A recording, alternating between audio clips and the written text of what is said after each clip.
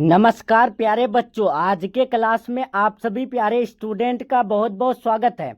प्यारे बच्चों, आज के क्लास में मैं आप सभी को बताने वाला हूं क्लास 12 फर्स्ट टर्म एग्जाम अगस्त के लिए जो है होम साइंस यानी गृह विज्ञान का रियल क्वेश्चन पेपर का आंसर की। तो आप सभी प्यारे स्टूडेंट आज के क्लास को लास्ट तक जरूर देखिएगा। प्यारे बच्चों, ये आपका 30 अगस्त का क्वेश्चन पेपर है, ठीक है। तो अगर आपका 30 अगस्त को एग्जाम है क्लास 12 होम साइंस का, तो आप सभी प्यारे स्टूडेंट आज के क्लास को मिस नहीं कीजिएगा, पूरे क्लास को लास्ट तक देखिएगा, ठीक है। 100% श्योर है कि ऐसे ही क्वेश्चन आपको कल के एग्जाम में पूछे जाएंगे, ठीक है। तो चलिए प्यारे बच्चों, हम लोग क्लास को शुरू करते हैं बिना टाइम को विलंब किए, बिना टाइम को वेस्ट किए। क्लास शुरू करने से पहले जितने भी प्यारे स्टूडेंट अगर चैनल से नए जुड़ रहे हैं तो चैनल को सब्सक्राइब करके बेल आइकन प्रेस जरूर कर लीजिएगा और अपने सभी यार दोस्तों में शेयर कर दीजिएगा। प्यारे बच्चों, आप सभी का फाइनल बोर्ड परीक्षा का तैयारी इसी चैनल पर कराया जाता है, ठीक है। तो इसीलिए आप सभी जो है सब्सक्राइब करके बेल आइकन प्रेस जरूर कर लीजिएगा। तो देखिए, आपके स्क्रीन में पहला क्वेश्चन पूछा गया है, 1 ग्राम वसा में कितने कैलोरी होती है।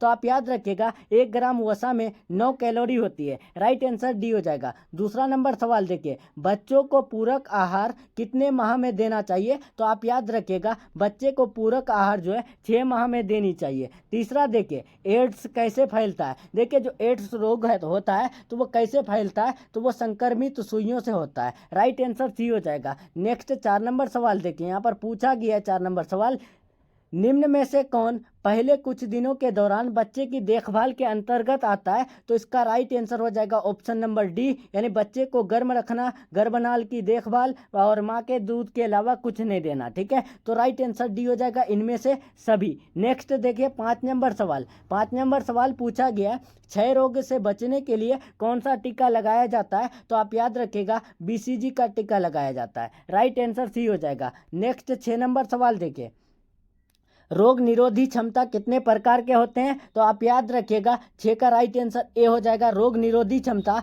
2 प्रकार के होते हैं। नेक्स्ट 7 नंबर सवाल देखिए, निम्न में कौन सा तत्व विकास को प्रभावित नहीं करता है। इनमें से कौन सा तत्व है जो विकास को प्रभावित नहीं करता है। तो वो धन जो है वो विकास को प्रभावित नहीं करता है। 8 नंबर सवाल देखें, निम्न में कौन सी बीमारी दूषित भोज्य पदार्थ के खाने से होता है। देखिए, अगर आप बासी भोजन खाएंगे तो उससे कौन सा बीमारी होता है। तो आप याद रखिएगा अतिसार, हैजा, पेचिस, ये तीनों होता है। तो राइट आंसर इनमें से सभी हो जाएगा। नेक्स्ट 9 नंबर सवाल देखिए, इनमें से कौन खाद्य विषाक्तता का लक्षण है। खाद्य विषाक्तता का लक्षण होता है जी मचलना, उल्टी और दस्त, ये तीनों होता है। So right answer option number D इनमें से सभी हो जाएगा, ठीक है। नेक्स्ट चलते हैं 10 नंबर, शुद्ध जल होता है। शुद्ध जल क्या होता है। तो आप याद रखिएगा शुद्ध जल रंगहीन, गंधहीन, स्वादहीन तीनों होता है। तो right answer option number D हो जाएगा इनमें से सभी। नेक्स्ट चलते हैं 11 नंबर, गले में कौन सी ग्रंथि पाई जाती है।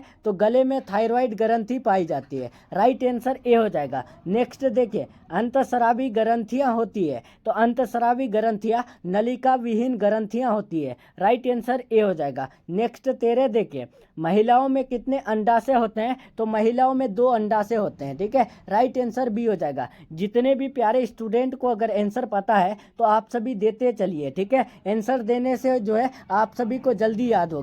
तो देखिए 14 पूछा गया है, निम्न में कौन मादा प्रजनन प्रणाली का भाग नहीं है। तो इसका राइट आंसर ए हो जाएगा शुक्रवाहिका। शुक्रवाहिका जो है नर प्रजनन प्रणाली का भाग है। नेक्स्ट 15 देखें, गर्भावस्था का प्रथम लक्षण क्या है। गर्भावस्था का जो पहला लक्षण होता है वो क्या। तो आप याद रखिएगा मासिक धर्म का बंद हो जाना, यानी मेंस्ट्रुअल साइकिल का बंद हो जाना। नेक्स्ट 16 देखिए, एक गर्भवती स्त्री के लिए कौन सा सर्वश्रेष्ठ व्यायाम है। देखिए, कोई औरत जो है, कोई स्त्री जो है यानी प्रेग्नेंट है, ठीक है, उनके लिए बेस्ट एक्सरसाइज कौन सा होता है। तो आपको बताए थे क्लास में ही कि टहलना होता है। राइट आंसर डी हो जाएगा। नेक्स्ट 17 नंबर सवाल देखिए, प्रसव उपरांत देखभाल के अंतर्गत किसकी देखभाल की जाती है। तो आप याद रखिएगा माँ और शिशु दोनों की। तो राइट आंसर इनमें से दोनों हो जाएगा, ए और बी। नेक्स्ट चलते हैं 18 नंबर, मासिक धर्मचक्र साधारणतः कितने दिनों का होता है। मेंस्ट्रुअल साइकिल जो होता है